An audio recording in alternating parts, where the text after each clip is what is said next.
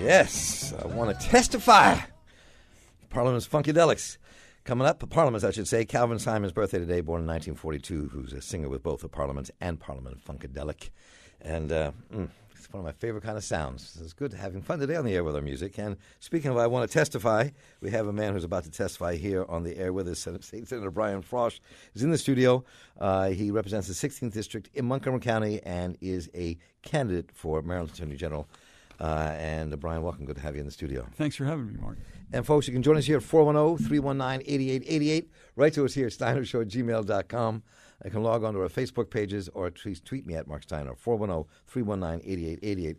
So, Brian, this is one of these elections, I think especially because it was done on June the 24th for election day, which makes it difficult for people to wrap their hands around an election. Right. That people don't seem to be paying close attention to the AG's race as one would want, or you would want, or anybody would want. I think who's into this. Well, that is true, but that is also what happens historically. People don't pay attention to the Attorney General's race until the very end of the campaign. And even then, there's a big drop-off from people who vote for governor to people who vote for Attorney General because they just aren't sure what the Attorney General does and who the candidates are. Now, all three of you could be aligned liberal to progressive kind of spectrum of you're thinking about where the state should be, what an AG's office. So how do you separate yourself out? What is essentially the difference between a message you might give that John Card and Aisha Braveway might give in terms of what you could do that they couldn't do? Well, the thing about the Attorney General's office, and I think the thing that distinguishes me, the question people should ask is who has the experience, the skill, and the judgment to be the chief legal officer of the state of Maryland, to give wise counsel to the state and to be an advocate for the people.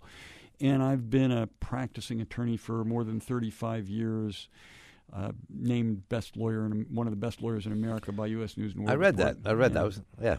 And I've been in the General Assembly for 28 years and chaired the Senate Judicial Proceedings Committee. And I have a long list of issues that I've been deeply involved in and very successful at getting accomplished. So let's talk about some of those issues. And folks, join us here. I'm going to show some life and interest in this AG's campaign because I think it's important. We're going to have all the candidates on here. We invited them on for debate, but their debates have been set, so they can't do that. But we are going to participate in this and maybe participate in one of their debates. Join us here at 410-319-8888. We want you to join us here with this conversation. Write to us here at steinershow@gmail.com. There are certain things I'm very curious about. One of the issues that came up during the debate you did have in College Park. Right. And Aisha Braveboy raised this debate, and we raised this question. I want to talk about it directly. We talked a bit about this when you were on here the show last, which was the whole legal issues surrounding historically black colleges and universities. Right. Around what schools can be created at what universities and colleges, and that affects the funding and the stature and standing of black college universities in Maryland. And whether when there's two sides, there's the state making its argument, there's HBCUs making an argument. What do you do as Attorney General? This is a situation that actually occurs with some frequency because the state departments disagree with each other. The Attorney General represents every state agency, board, task force, and commission, and the components of our higher education system that are funded by the state. So in this case, the Attorney General is on all sides. You have to get the state to obey the law, and that's the guiding principle, I think, for the Attorney General. With respect to this specific case, Judge Blake said that the parties needed to go mediate their differences. And this is an area in which I think I excel. I work across the aisle. I'm able to bring people together, find common ground. And if I were Attorney General today and in this matter, or it's still going on when I take office, that's what I would be trying to do here. You don't want components of state government fighting with each other, and that's really what's going on here. Historically, black colleges and universities have an extremely important role to play in our higher education system, and we need to help them do that.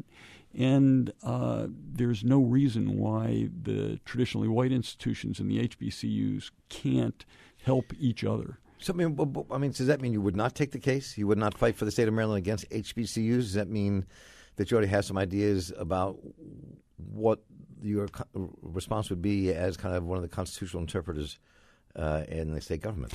I think the situations in which the Attorney General has to walk away are ones where where the state is clearly in the wrong and violating somebody's constitutional rights. And the best example that I can give you is that when Steve Sachs became Attorney General in the 1970s, he was faced with a series of lawsuits by representatives of adults with developmental disabilities or mental illnesses who were being warehoused in state institutions, jail-like conditions, unsafe, unsanitary.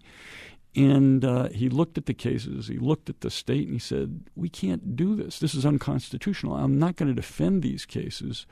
We're going to let these people out, and we're going to find places for them in the community.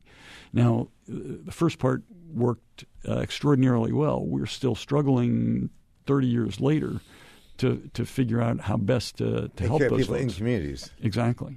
So as somebody who's been active like that and in the state legislature for all these years and pushing lots of and kind of even behind a lot of kind of very critical issues in human rights, civil rights, and the environment.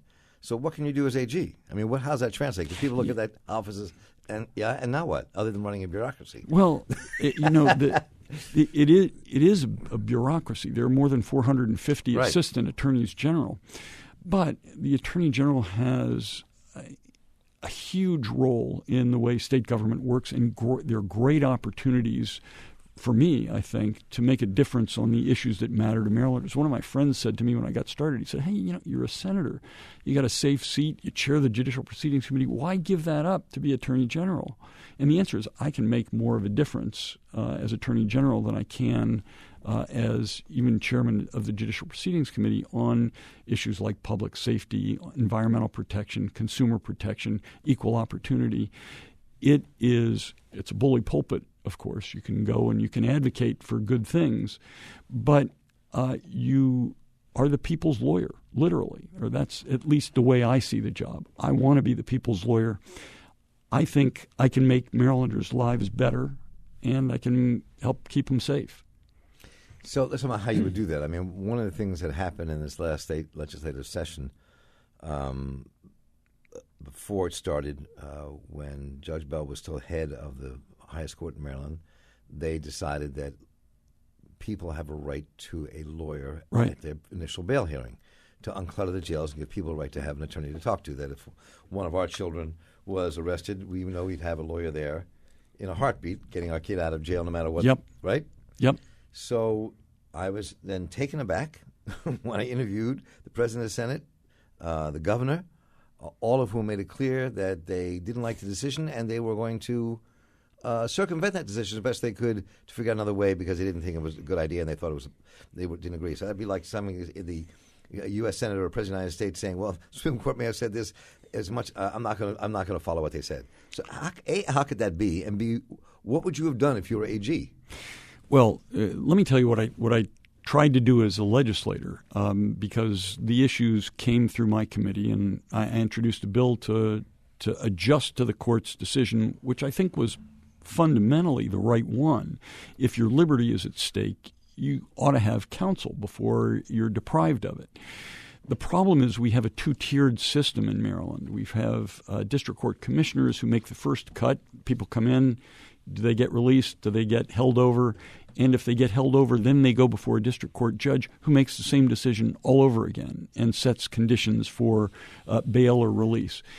And that's wasteful and unnecessary.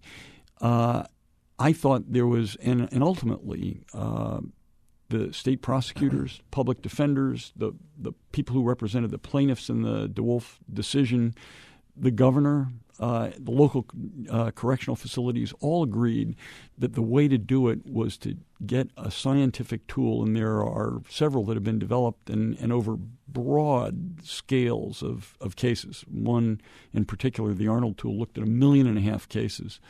And they can determine with a fairly simple set of questions whether somebody's likely to offend if they're released before trial and whether they're likely to show up for trial.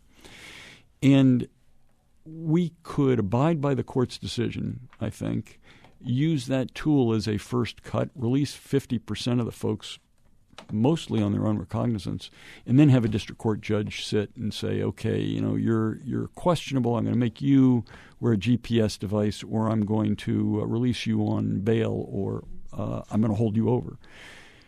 And I think that was the right approach. It would have saved the state a lot of money, and it would have achieved the objective of keeping people out of jail who don't need to be there, and of having people have counsel at the first instance when their liberty is at stake. Now, the President Attorney General, Doug Amsler, actively opposed this lawyers of bail, had the AG's office oppose it during all the court proceedings. He made no bones about his opposition to it. I mean, so I'm curious, because there are very few ways for we, the voters, to judge what you, the candidates, would do were you in office, other than looking about what has happened and what would you have done if, right? So what would you have done if you were then AG when this came up? Would you be fighting against the lawyers of bail as a representative of the state, or would you have said, no, this is something we can't fight against, or something else, or is there an alternative? I would have tried 6 different things first. 6 different things before defending it. I would have met with the plaintiffs. I would have met with the same parties that I met with this past session without having the Court of Appeals gun to our heads. And I would have said, look, how can we work this out? How can we make sense out of this system?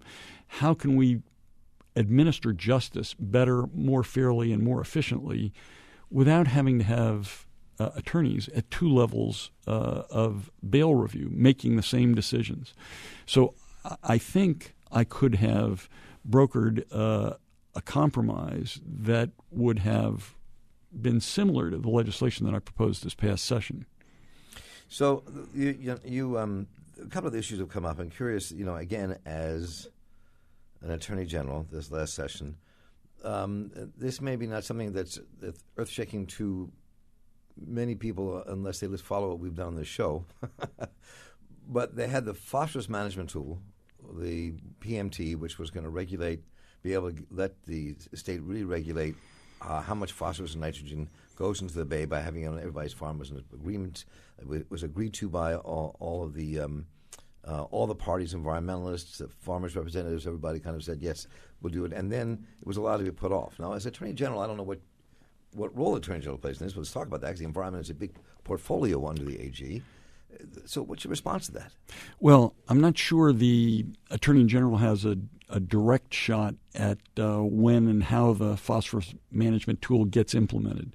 But the Attorney General is counsel to the Department of Environment and counsel to the governor, and has a role to play in nudging the government in the right direction, at least, and has a great pulpit from which to advocate policy.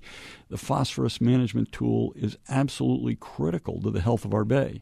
Phosphorus is one of the 2 main pollutants that are destroying the bay. They're the reason that we have, in some summers, a dead zone that's 80 miles long.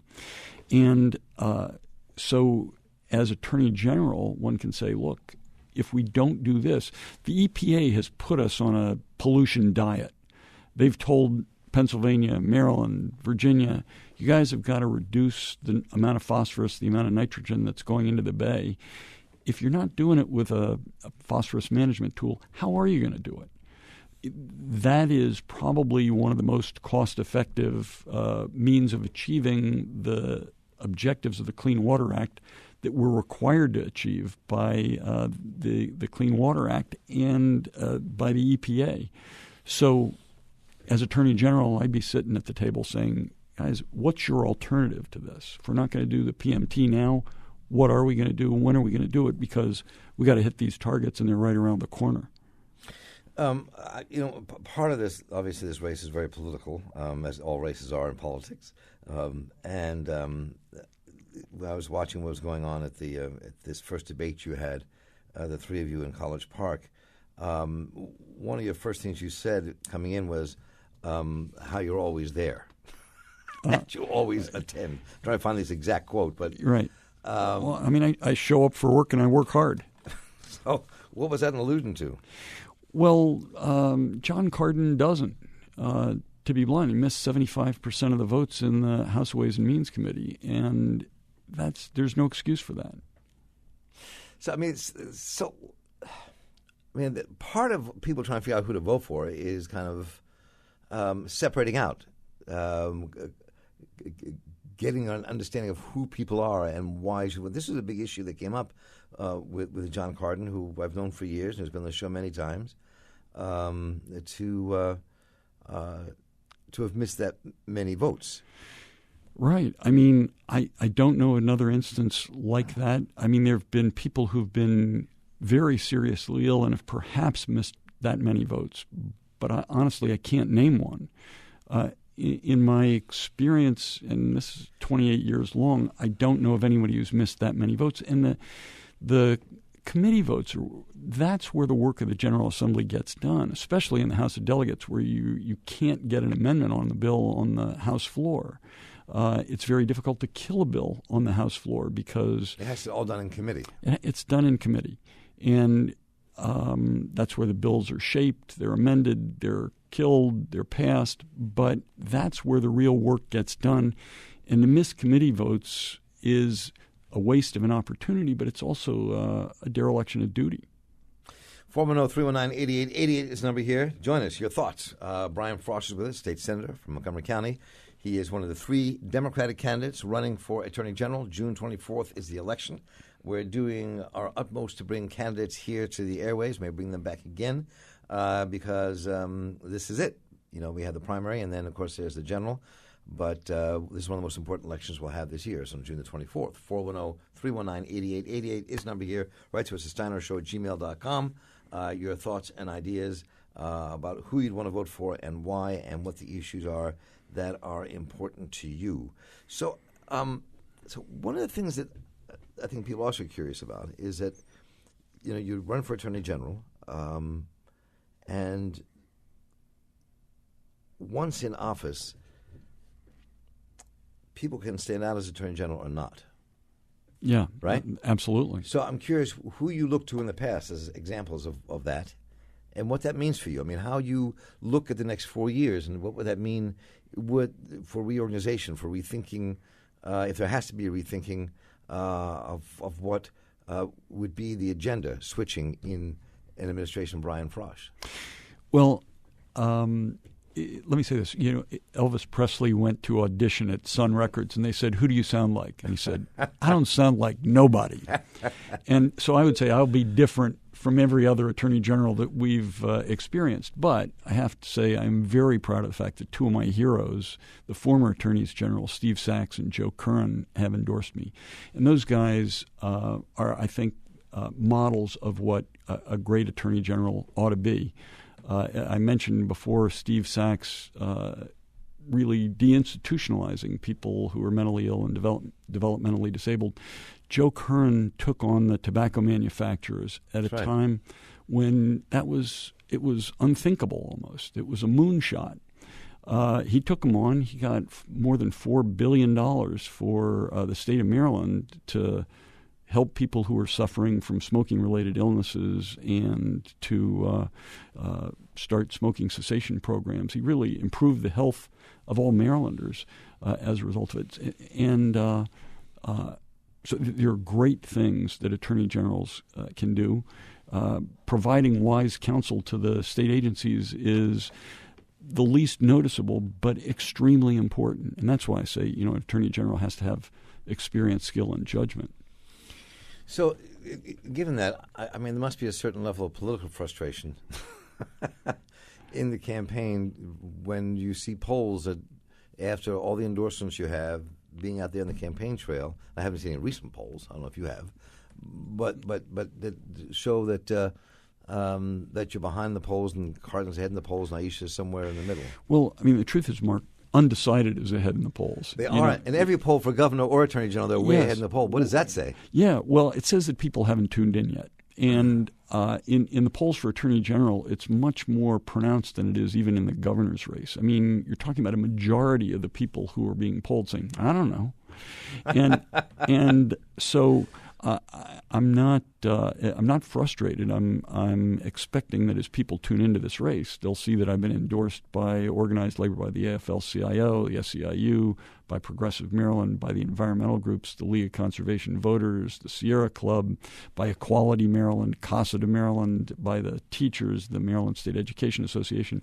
And I think as those facts sink in, and I got a great endorsement from the Washington Post 2 weeks ago. I saw that today. Yeah. So, as people start to tune into the race, I think, and when they start to make their decisions, I'm very optimistic that we're going to win it.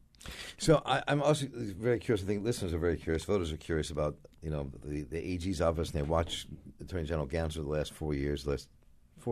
8 years. 8 years. Yeah. Time gets all squashed in. It only seems like 4 years. It only seems like 4 years. And so I guess maybe that's one of the reasons people are having a hard time putting their hands around this race and trying to figure out why it's important and who's there. Well, it for the reasons, look at what Steve Sachs and Joe Curran have done. Doug Gansler got a $1 billion+ settlement from the financial institutions to help people who have lost or are in danger of losing their homes in foreclosure. And the attorney general really plays a very important role in keeping Marylanders safe and improving their lives. So you just mentioned mortgages, and we've seen the mortgage rates going up, and Maryland still has one of the highest rates in the country of foreclosures. Yeah. So what do you do about that as AG? Well, in the General Assembly, I before the subprime crisis, I introduced laws that outlawed foreclosure scams. Attorney General enforces those laws. I led the Senate through the reform of our foreclosure laws, which were the fastest in the country. That's a good thing if you're a bank. It's not a very good thing if you're a homeowner. But we gave homeowners more of an opportunity to cure their defaults, to negotiate with their lenders, and we gave them better notice. And the next Attorney General is going to have to keep an eye on the practices of the financial institutions in that context, but in the context of debt in general, because I think you can see the same types of crises looming in other forms of debt. Credit card debt, Americans owe trillions of dollars to their banks, and when they're delinquent for a short period of time, 6 months, banks sell them for pennies on the dollar. Right. And when we hit the next pothole, I'm afraid you're going to see the same kind of stuff that you saw in the subprime crisis. So what do you do about that as Attorney General? What can you do? You hold the creditors to the law, because what happened in the subprime crisis is they came in and they signed affidavits saying these guys owe money, and they had no idea whether they really did or didn't. And you'll see the same thing, but even worse, in credit card debt, because the banks sell those debts for pennies on the dollar, and then and say specifically, we're not making any warranties that Frosh or Steiner owes this money, but go chase him if you want. And ultimately, when they chase him, they have to sign an affidavit saying Brian Frosh owes me X dollars, or Marc Steiner owes me X dollars, and they don't really know. You might have paid him off. I might have been discharged in bankruptcy. We might have made some payments. So, the next Attorney General is going to have to be on top of that. So does that mean you'd file a lawsuit? What do you have to do? If I see those practices, false affidavits being filed, absolutely, yes. So does that mean, what about the executive investigative units inside the AG's office?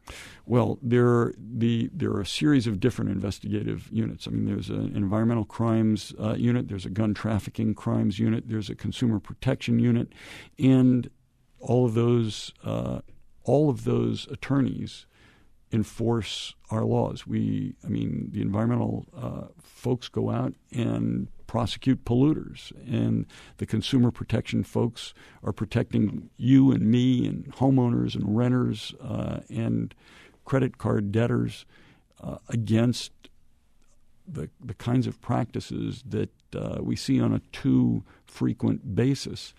And the Attorney General is literally the people's lawyer.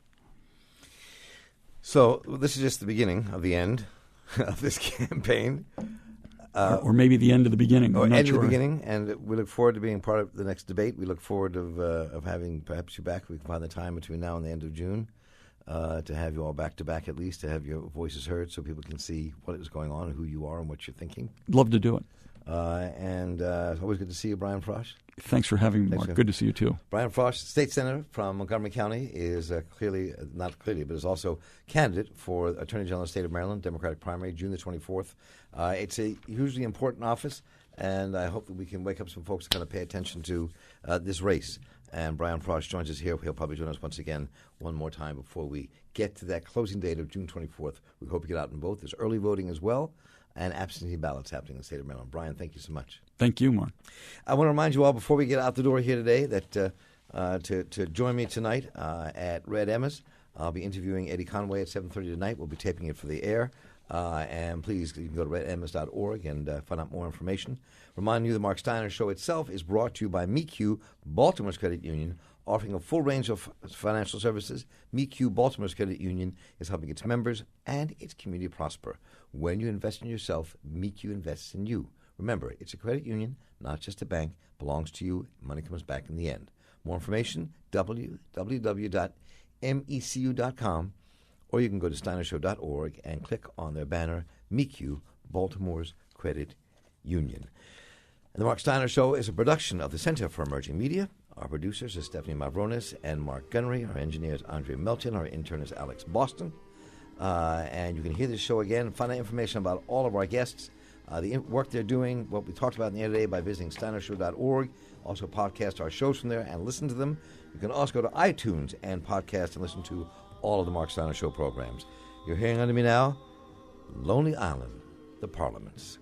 And for Public Radio, WEAA 88.9 FM, the voice of the community, I'm Marc Steiner. Stay tuned for Michelle Martin and Tell Me More. Take care. Talk to you tomorrow.